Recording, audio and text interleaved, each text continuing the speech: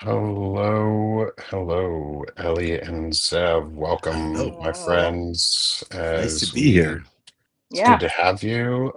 It's been a while since we have or a little while. We took last week off for Powerful Voices here on Banner and Backbone, but today we are back with a new Banner and Backbone Powerful Voices episode with Nick Perro, my good friend and co-host Ellie Leonard, and our special guest Zev Shalev of Narrative, who I've gotten to know over the past couple of weeks and months. And Ellie has gotten to know over the past bit of time as well. Yep. And he's an incredible investigative journalist. He's put together a lot of work and done some really deep research.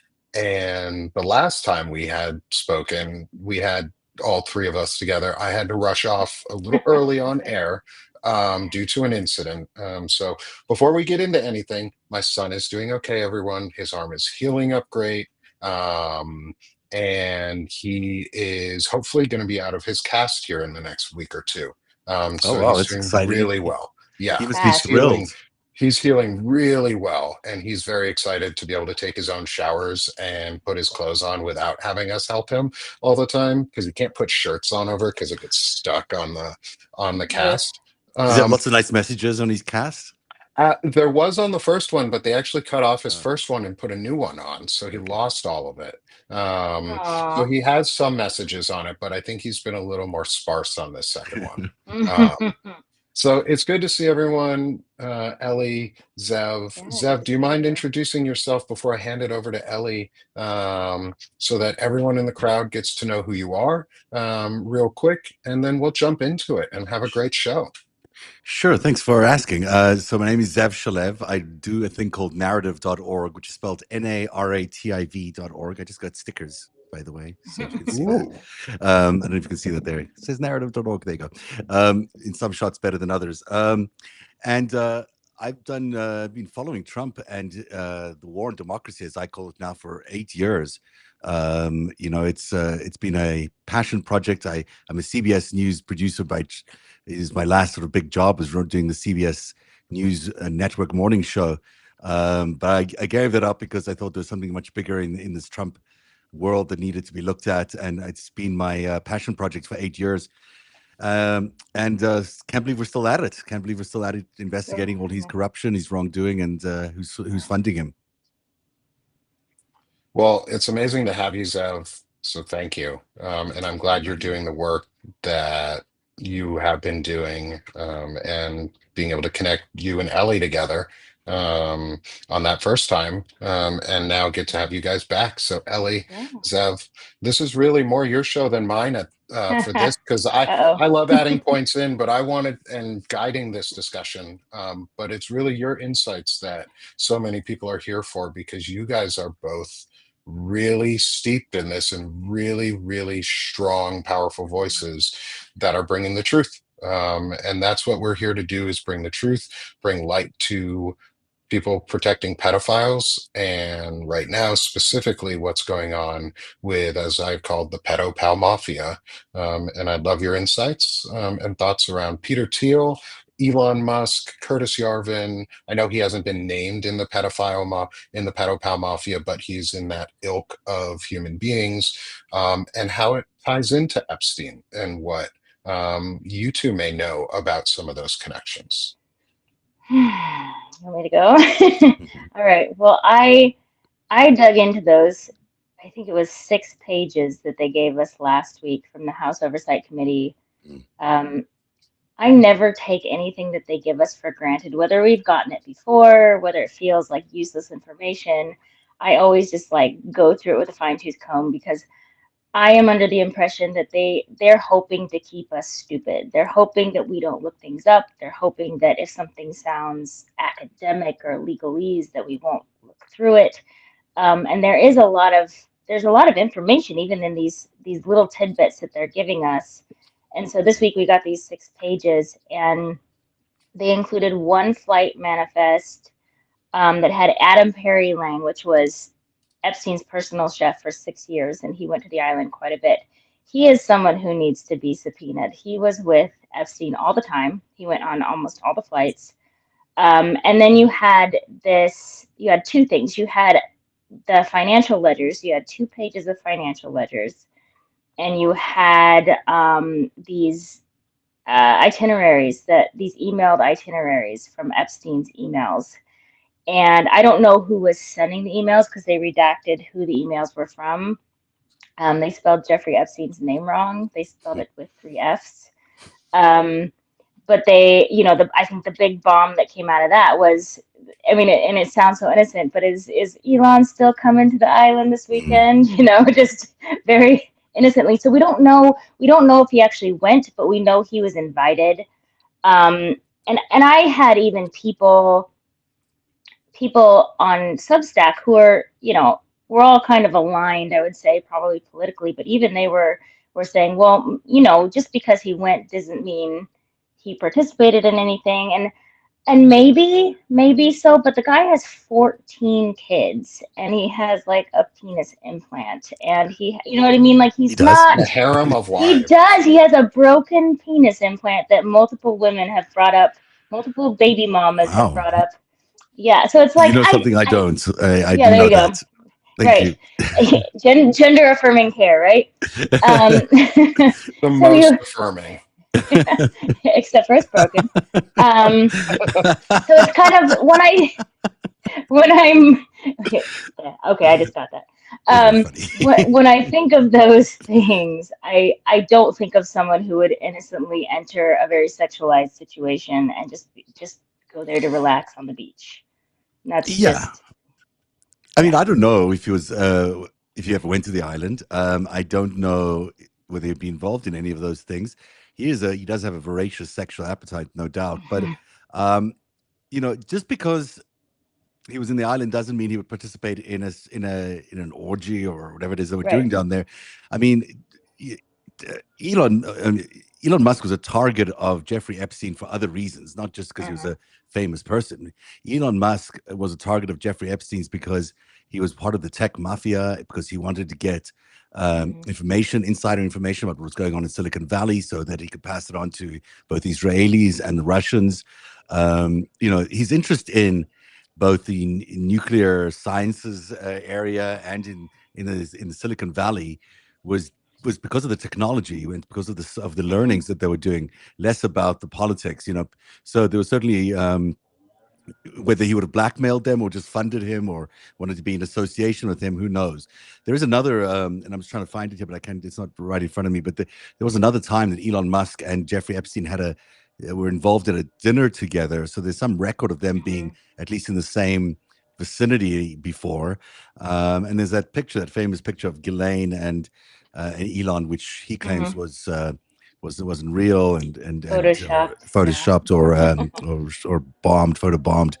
But Right. either way, it stands to reason that Jeffrey Epstein would have been very interested in Elon Musk, and that their Mm. connection would have been very likely. He had connections to lots of other big names in Silicon Valley, from Hmm. Mark Zuckerberg to Bill Gates. Any big name you can imagine. Certainly Peter Thiel, we've talked about Hmm. before, and we'll talk about some more now. But so this guy's it would certainly fit the profile of some Right. of a place that he would be invited to, and certainly be a target for Jeffrey Epstein. I do think, you know, there's a level of innocence, I guess, with some of the people in proximity to Jeffrey Epstein, but like this was 2014, so this was 8 years after he'd been convicted on sex crimes Hmm. and was a level 3 sex offender and had been accused by 36 underage girls. And not that he wears that on a t-shirt as he walks around, but I'm assuming he would have had some kind of reputation that preceded him when dealing with a lot of these people. And it makes me wonder why someone like a Bill Gates or um, Elon Musk would put themselves in that circle, knowing, Yeah. potentially knowing. I mean, absolutely. It's kind of stunning. All the people that were around him during the period after his release is Hmm. quite stunning. I mean, he was well known what he was in jail for. Now, it wasn't that Hmm. big a deal in terms of the crime level, but his general reputation preceded him, as we found out from that Right. 50th birthday book as well. So it's certainly, it's not like it would have been a surprise. Certainly, Elon Musk may not have gone to the island. Maybe that was the reason he didn't go to the island, Hmm. because of the reputation. But it's amazing to me that after his incarceration and after it became known what he was involved in, that people of fairly good reputations around the Hamptons or New York, wherever, found their way to be with him at various Hmm. social events, and we're quite happy to talk about him publicly. It blows my mind, really. Yeah, I agree with that.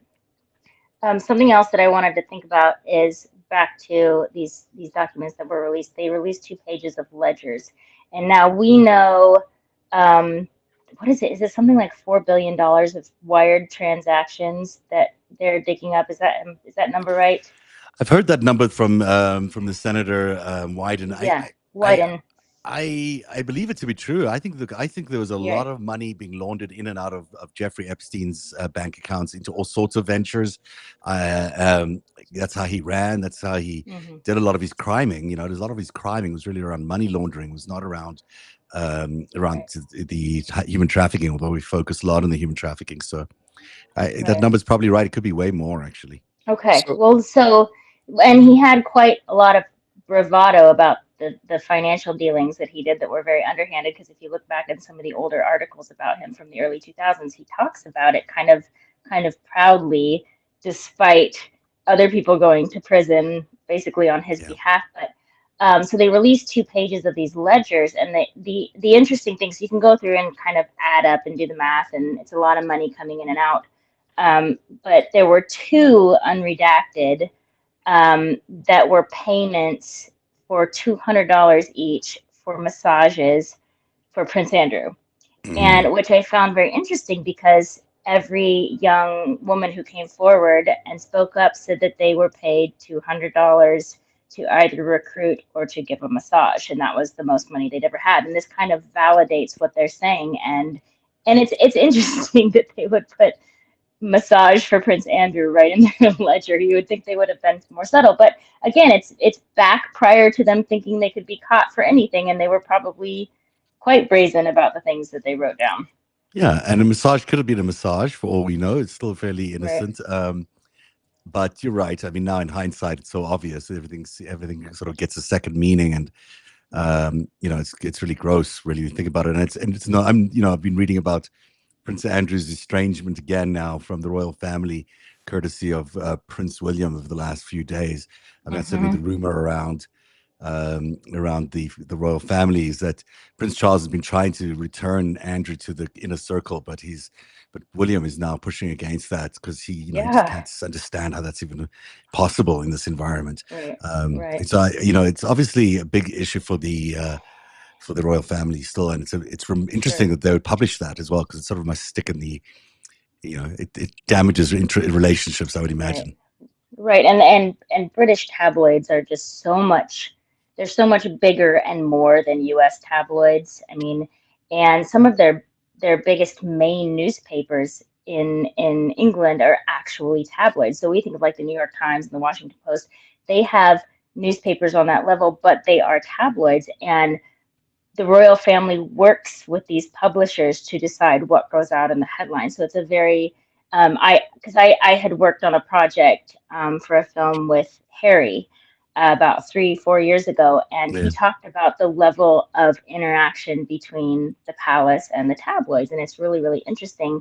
But what we know about Prince Andrew, I think we've sort of taken the reins and we've talked about it in the U.S., but just this week they were railing against Fergie in a way that I don't think they have at the level that, with Prince Andrew, which I again find interesting. The women tend to bear the brunt, but she, according to Ghislaine and these interviews that Ghislaine gave, had a crush on Jeffrey Epstein, and you can very much hear in Ghislaine's voice how jealous she was and how possessive she was of Jeffrey Epstein, even though they claimed to have only dated for a short period of time, whatever.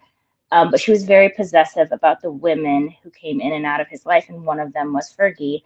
And so it's been known for a long time that Fergie had a crush on Jeffrey Epstein, but it came out this week and people were just horrified and are ready to cancel her. And I just wanted to be like, yes, she did, but you have Prince Andrew over here. Like, let's focus on Prince Andrew, who was her husband at the time and the things that he did that were actual crimes versus proximity to a criminal. It's hard to. I wouldn't know how to thread that, except to note that Andrew and Ghislaine grew up together. Hmm. Ghislaine was a regular at the Palace. They grew up as kids. They had a very long relationship as well. They were dating as well, theoretically. So they who knows how the jealousy would have played out there, or whatever jealousy might have played out. But you're absolutely right to point out that she was very protective over Epstein. It's hard for me to tell whether it's because her dad had anointed Hmm. sort of Epstein as the heir apparent, or whether he was appointed because she had such a crush on him. It's hard to tell, but regardless, it was she obviously held. She obviously, well, I think she fell in love with him, and it was sort of unrequited from his Right. perspective. I think she So was just thinking one of a number. Go ahead. Mm. thinking about that real quick though, is we know that Ghislaine met Epstein from the reporting a lot earlier in life than was previously stated or that she stated in any of her Yeah, testimony. Hmm. Um, is there any indication that she was trafficked to Epstein, or was it more an actual, like, real relationship that was built up and is, as much as I like, as much as I don't know if we are willing or even at a point where it could be known if this was true or not, is she one of the original victims who was trafficked to Epstein, um, and it's abused really. into this type of life? Ellie and I discovered this a few weeks ago, and we were looking at that 50th birthday book, and in there was this remarkable note, a birthday note from one of the guys at Bear Stearns, who said that he had met that Jeffrey Epstein had met Bob Maxwell, who he was working with, this investment guy Bear Stearns was working with, when Ghislaine was still a teenager, and that Epstein met her, or at least asks if he Hmm. had met her when she was a teenager. And that really struck a chord with me, because I remember Ari Ben Menashe, who had worked with Robert Maxwell for a long period of time in the Iran-Contra affair, also told me that Robert Maxwell had a sort of an affinity for really young women like Jeffrey Epstein did.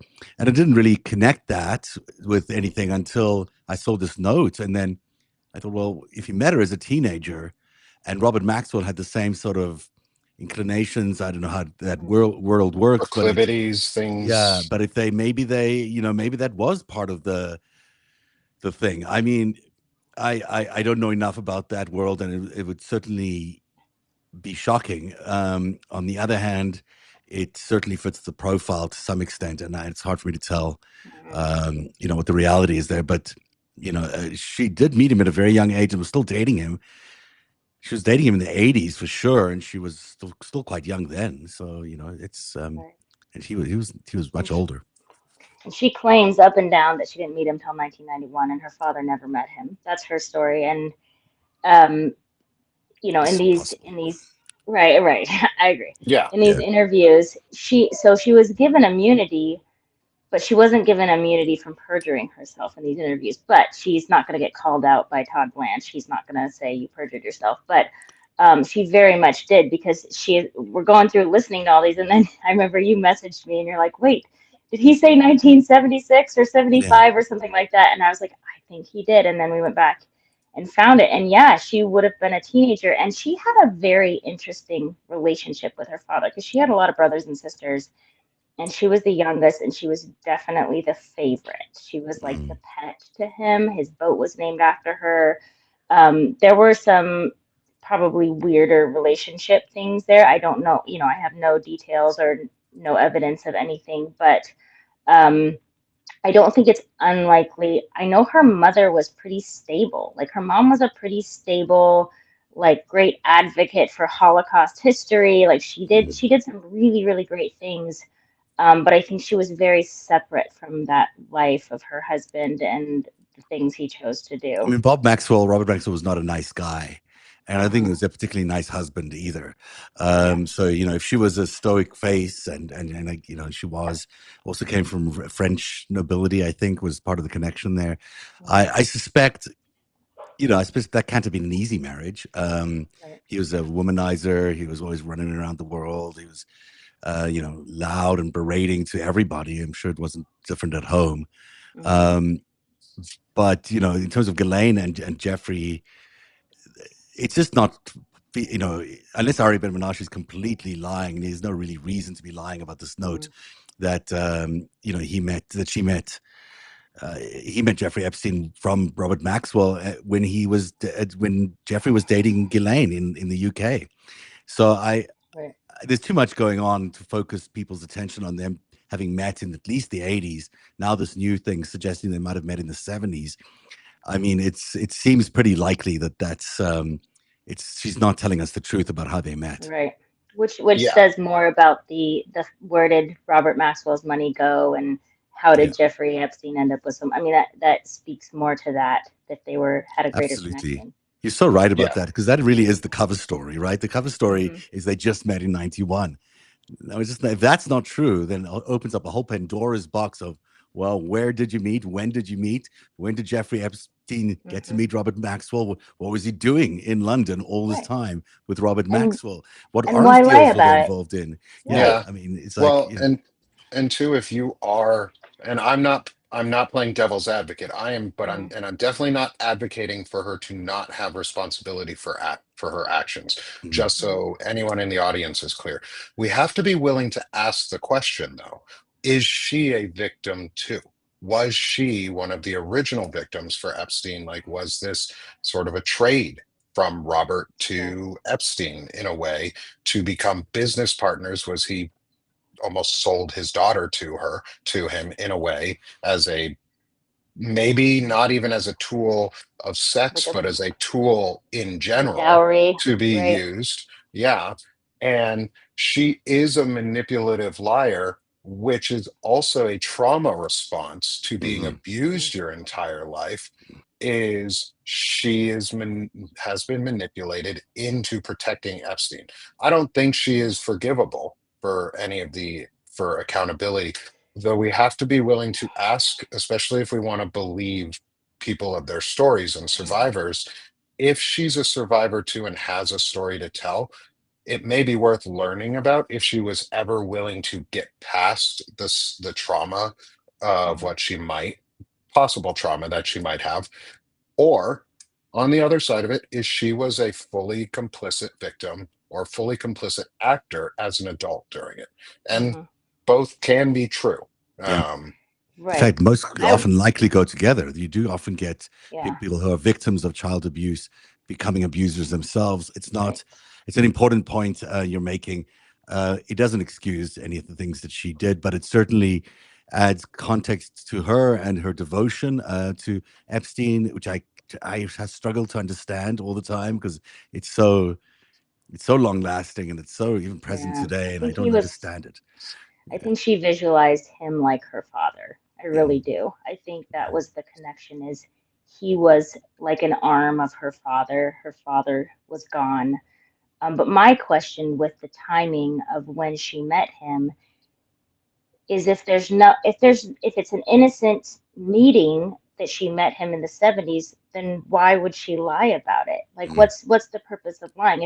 If there's nothing behind that, if there's no money laundering, if there's nothing criminal, then there's no reason to say she met him in 1991. So what does that mean? But then also, kind of back to the birthday book and what you're saying, Nick, there's this cycle of women who started out as victims and became abusers in mhm, his circle. A lot of them were assistants. Like, if you look in the birthday book and you read these letters from his assistants, like Sarah Kellen and all these women who were they were given immunity during his trial. They were likely people who started out as victims but never recognized that they were victims. mhm, The letters that she wrote were gushing. I mean, they were gushing, and but they clearly showed me that the same thing had happened to this woman that had happened to the other people who consider themselves to be survivors.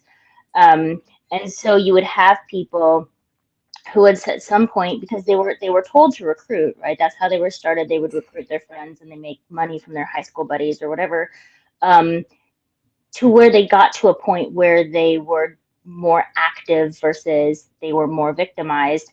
And then, but that was also a threat that he used against them was, if you say something, you've participated in this too, and you will go to jail too.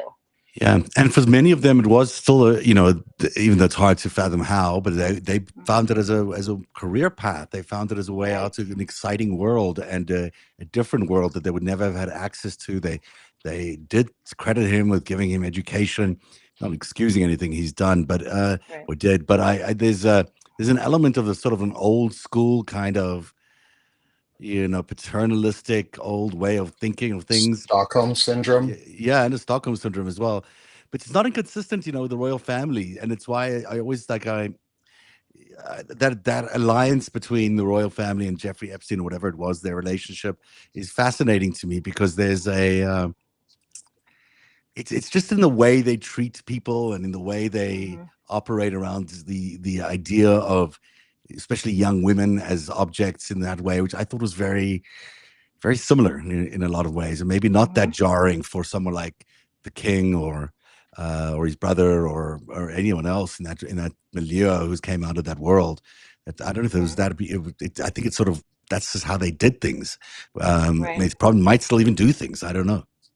Right. And well, and I wrote an article, I don't know, maybe a week ago about the restaurant Cipriani, which I had brought up to you, Yeah, yeah. Zev, and how like Epstein is a style of person. There were several Epsteins when you think about like Harvey Weinstein and people like that. And there was this network of young women, especially models, right, brought in through the modeling industry, Mhm. and these older kind of executives, older white executives.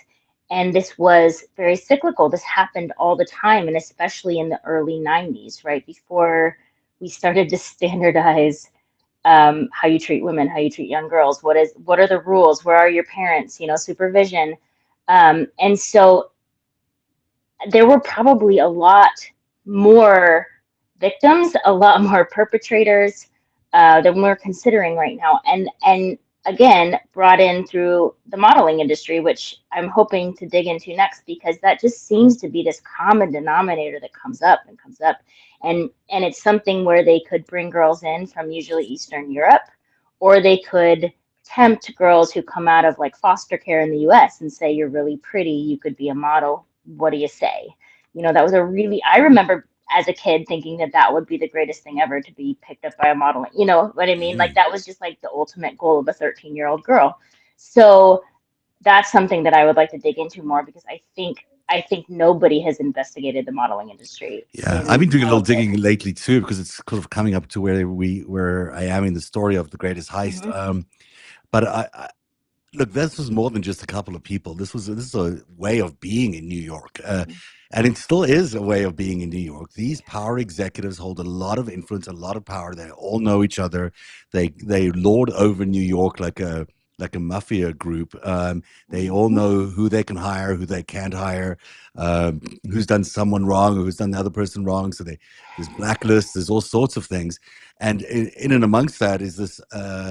Is keeping the secrets. You're in the I used to call it the Citadel, but it's just like you're allowed in the Citadel on one condition that you don't reveal the secrets of the Citadel. Hmm. The minute you reveal the secrets of the Citadel, you'll be kicked out pretty quickly.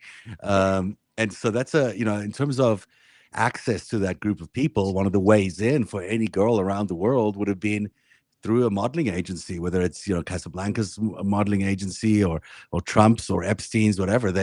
These were the way these girls would find access to a lifestyle that was vastly different from their own, opportunity to make a fortune, opportunity for fame that would otherwise really be very almost impossible to get to. Right. So even though it might have been, people might not have said it was about the sex or whatever,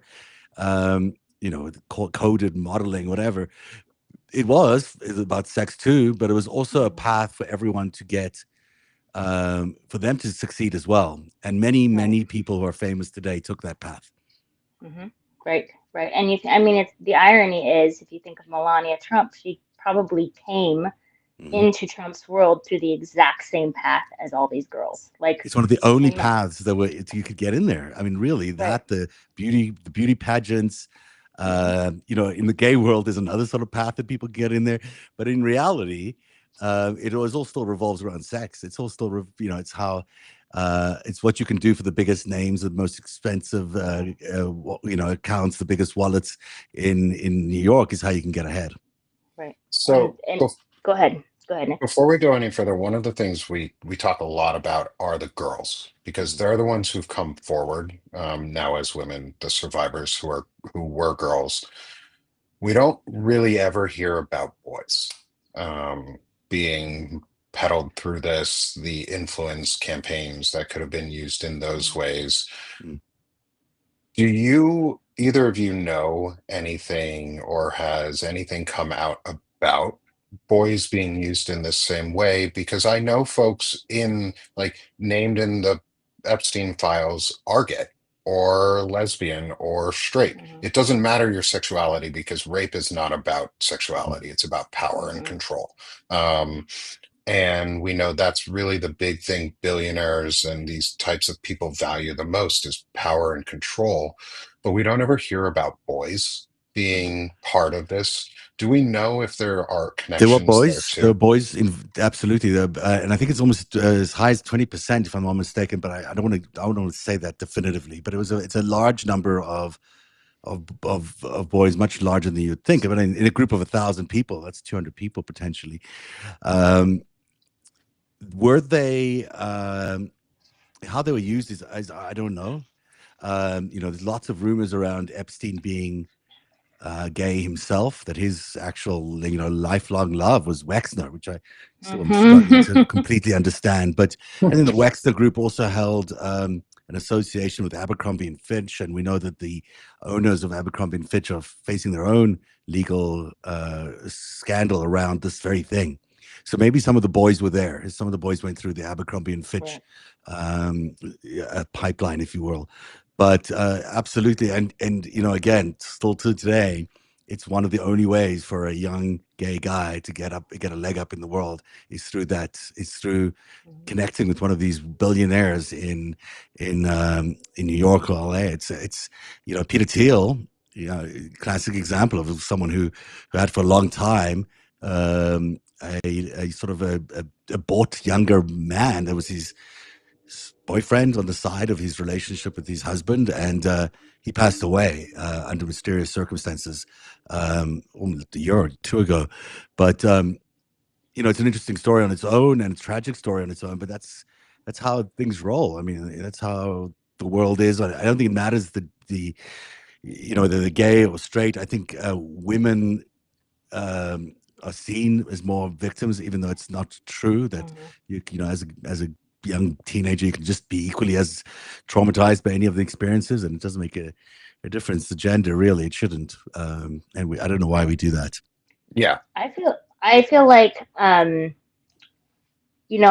some point Jeffrey Epstein was so sexualized that he didn't really care person, girl, boy, machine. Like he just didn't care how he got what he got. He just needed to go through the motions. What was it, 3 times a day, I think is what he said. Like he had to have an orgasm 3 times a day. Like that was just like I don't think he cared how that happened. It would be interesting. There's a couple of groups of people that I'm researching right now from different points in Epstein's life that I believe, have a lot more victims in these crowds. And I'm making spreadsheets of names, and I'm hoping that I get to talk to people.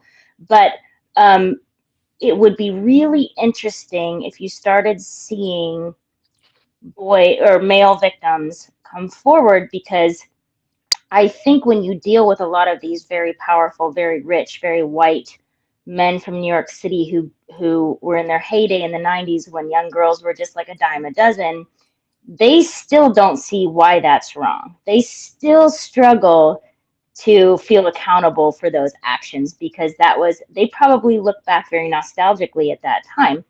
If you start throwing in that there were boys involved and you are working with the Republican Party to oppose the release of these files, I think you will get I think you'll get a lot more people caving because they don't want to go down with to say that they were gay or that they were involved in gay things or they, you know what I mean? We're the Republican Party, we're the party of family values. I feel like they will start to jump ship if that happens. I don't know if it happens. Like I don't know if people are comfortable coming forward, but I believe you're right. I believe there has to be boys involved. I just don't think that someone who is that highly sexualized would not have would have cared who he was with. And I'm sure there were boys working on, Mar-a-Lago, wherever they were working with him, that he would have come across. The targets for Jeffrey Epstein were mostly on the Democratic side. Mm-hmm. So, because that's who they were really trying to coerce politically. Right. That's not to say there weren't people on the Republican side. I'm sure there were. But in terms of him, there's lots of stories of him getting massages. I'm not sure there's a lot of evidence showing him raping girls. Actually, having sex, right? No, yeah, he just needed. Yeah. So I don't. It's sort of that's. I've always even the affidavit around I lost her name for a second. The Trump and Epstein victim. Katie. Yeah, Jane Doe, Katie Johnson.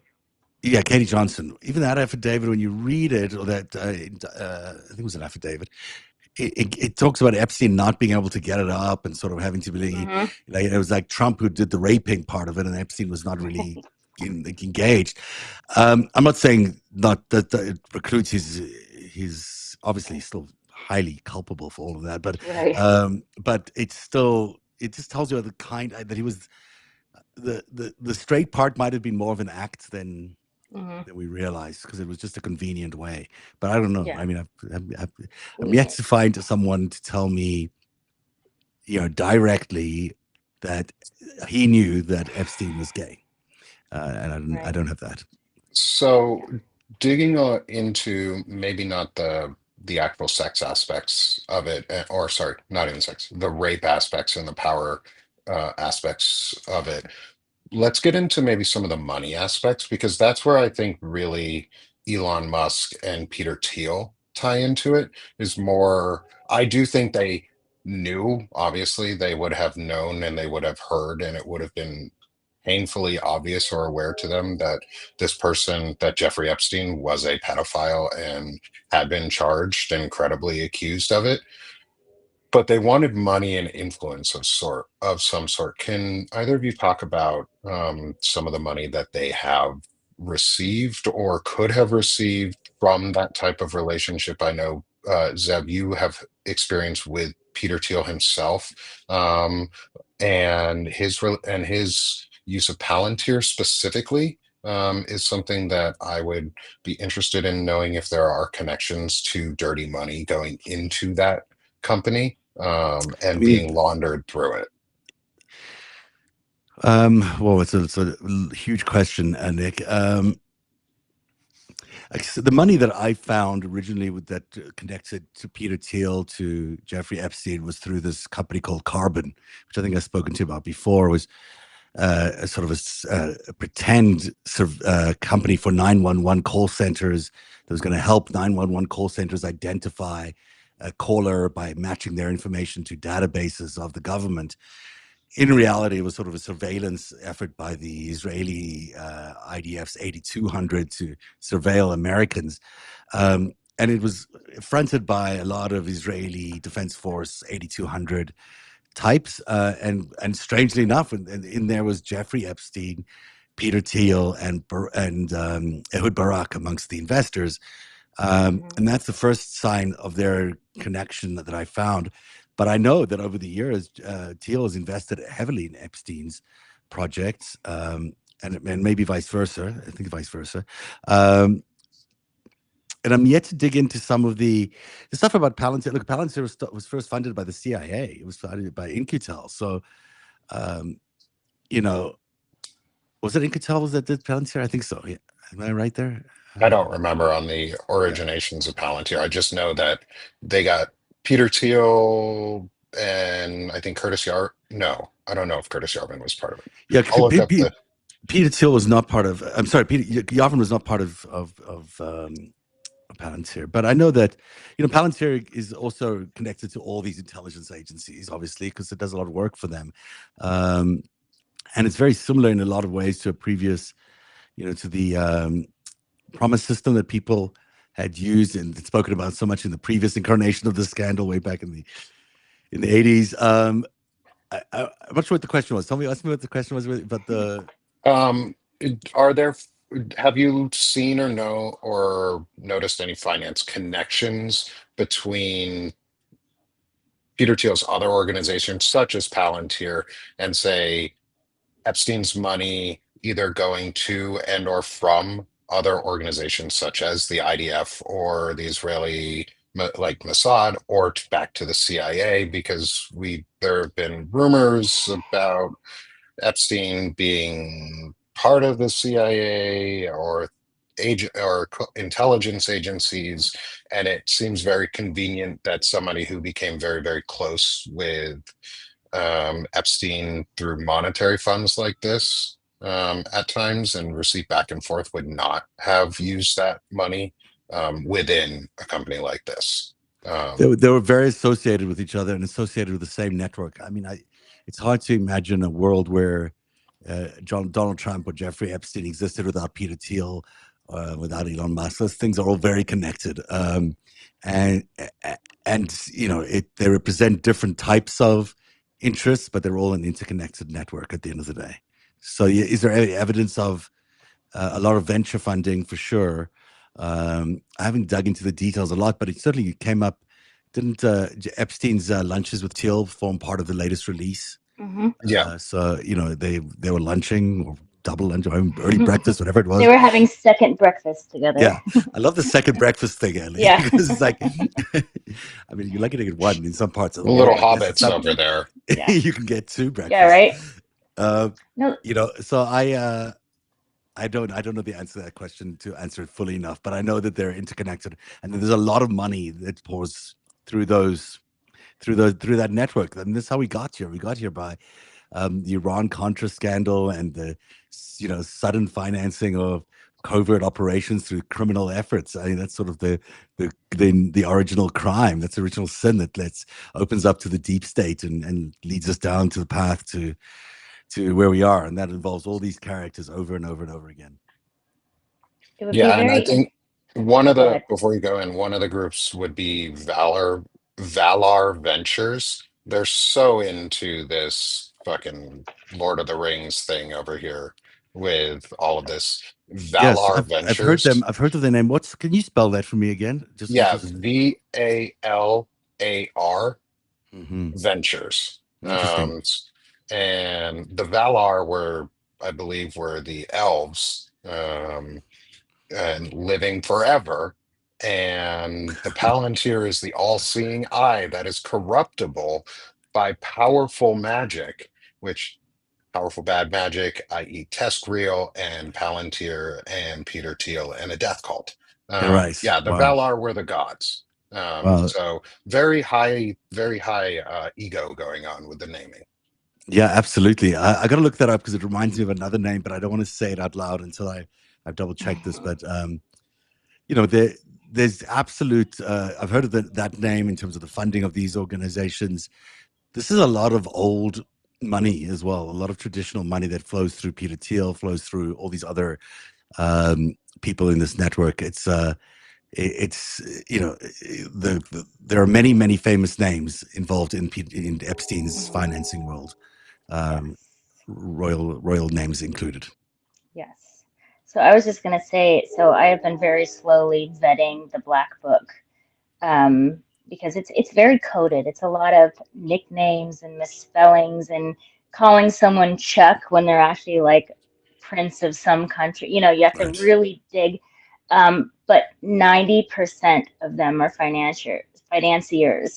And why anyone would need to know that many people in the financial world globally is a pretty big red flag. But then what I was saying to you is there's a whole lot of shipping and a whole lot of storage and a whole lot of financial. and these things just keep coming up as a pattern over and over and over again. And for a long time, I was thinking, is Jeffrey Epstein involved in the mob? He's involved with Cipriani. Cipriani was involved with like the Gambino and Genovese crime families. But then as I've gone along, it starts to play out like he was his own mob, like he had created his own mafia money system. And something that I don't know how much information we could get, but is to make a list of all the LLCs and these companies that he created to filter this money in and out. Like, was it J. Epstein and Co? I think was one of his bigger ones. And if there's any, and I don't know, you guys may know better than me, but if there's any ability to like FOIA financial records, whether it's through the IRS or something like that, to see how money was coming into these little tiny companies that he had, that he used a different, like every building he moved into, he would create a company to own that building, even though it was just him for Mm. every building, new name. A lot of it is in the British Virgin Isles, and I've got some of that information. I can share that with you. But a Okay. lot of it is in the, it's in that world, and that's a little bit harder to track down exactly what the accounting was like there. This is, was he a mobster? You've got to think of these things, I think, as networks of mobs, and I don't know who's the boss of whom, but he is. If Maxwell got a lot of his crafts from Mogilevich, who was the brainy don in the Kremlin world of mob, and Epstein was a heir apparent of that. Plus, he tutored under Adnan Khashoggi, and certainly was aware of all those money laundering aspects. And then he built up his own little operation in New York. Absolutely. And I think a lot of that money came out of Towers Financials. I think that's a huge amount of that money poured out of there, as he stole a lot from there and then closed that company, according to Hoffenberg. But,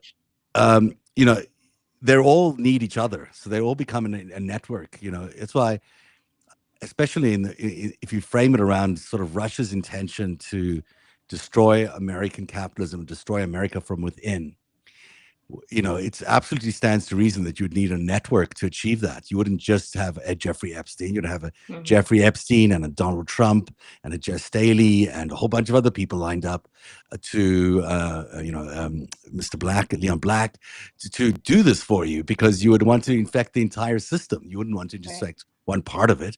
And that's what the evidence leads me to believe, is that the system was corrupted by these people who were getting this easy money, this huge amounts of money from Russia. And then once they were inside, they were able to grow it, because America's a great place. Capitalism is a great place. You can make tons of money if you have some. And then they were able to, turn it into a machine that allowed them to elect the president. And now, could potentially bring down the country if they succeed. I don't think they will, but that's certainly what they're trying to do. Yeah. Well, I have to hop off, but I was going to ask one question before I went. Do you think everything that you just said is a greater reason for them to not want to release the files than a sex ring?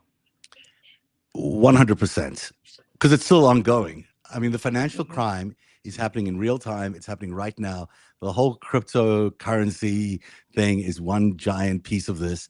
And that's their end goal of this whole massive heist. So whatever's in those things could reveal a lot about that, could reveal who the networks are, who the players are. And the last thing Donald Trump wants out there is that his entire mob-connected financial network is exposed to the world. I mean, that's endgame right there. So I think the women and the survivors are brave to come forward and to take on this battle, and they deserve every bit of restitution that they can get and every bit of attention they can get. And I think their stories need to be told, and absolutely we need to know who victimized them and how they were victimized. I think that's the first priority. But I think from a secondary perspective, we also need to know about these money crimes and what they're doing to America's economy and how much was stolen. I mean, at the end of the day, these guys stole trillions of dollars from America, and it's each of our, each of us has a little bit of our money. It was being stolen by these guys, and maybe a lot of this money stolen by these guys. And look where it's got us. It's this corrupt presidency and this horrific administration. on the backs of our hard-earned money, and it's sort of, once you understand that, you're not, you don't view China or Russia as just being like innocent players on the board here, just competing with America. They were part and parcel of all of this. Right. Yeah. Right. And so, Ellie, I know you got to go. So I'm going to Yeah. let you hop off. Thank you so much for joining Thanks, us. guys. So nice to see you, Ellie. Yeah, it was Your nice to work see is you too, Phil. terrific. It really is. You do amazing Thank work, you. and it's done with so much heart and intention, and it's just it's always great and very useful too. So I hope people Back subscribe, at ya. and thank you. And Thank you, Ellie's guys. putting out her book too. I saw So that. please go read her book. Yeah. Her chapter It's 1 is fiction. It's just really for good. fun. No, but it's great. I think Still Substack is a amazing. terrific place to do Yeah. a book, and Substack is terrific for any number of reasons. But Yeah. the book writing is a good one, and I'm glad you're finally getting to get attention to it. Yeah. Thank you, And guys. All right. thank you so much, Ellie. I'll let you drop out. All right. Talk to you guys later. Bye. Bye. And thanks, Ellie. Bye. And Zeb, I have one final question Yes. for you before we close out the show. Yeah. And I give you time to let everyone know where to find you, how to support your work. It's come up in the chat, and it's also something that I hadn't really thought about quite as much up until we started talking about it again on the financial side in venture capitalism. Is JD Vance was Peter Thiel's underling. Peter Thiel mentored Vance for years, and they partner close together and owned at one point, and may still own together, venture capital firms, especially ones that buy up farmland. Mm-hmm. Have you seen any information in your research around a Vance connection in all of this, and money being funneled into Vance through this network of money laundering and mob-like tactics? Nothing except what you've mentioned around that one farming company. But Vance is not a, he's part of this network. I mean, it's just clearly he and Elon Musk and Thiel selected him for the role. They put him into the vice presidency.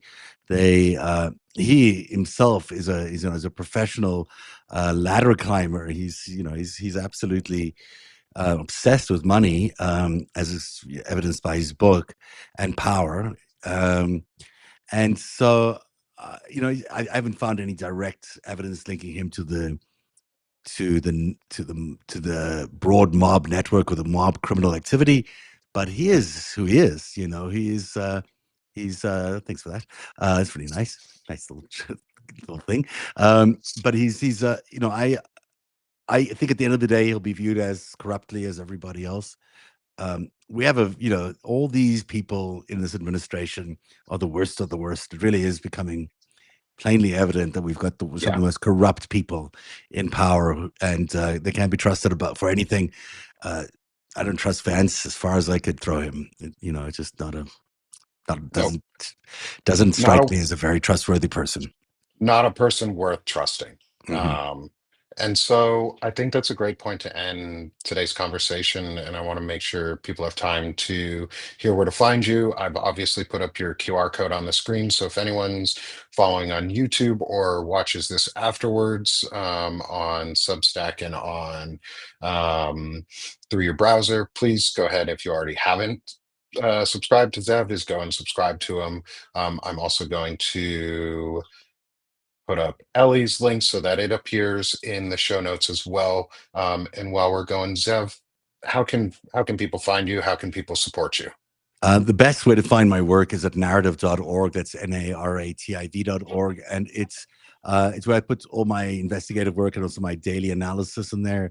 And it's where I do the 5 Stack with Dean Blundell. I do the Trump Tourney Tracker with Olga Lautman. I do a bunch of shows with you, Nick, lately. So that's terrific stuff.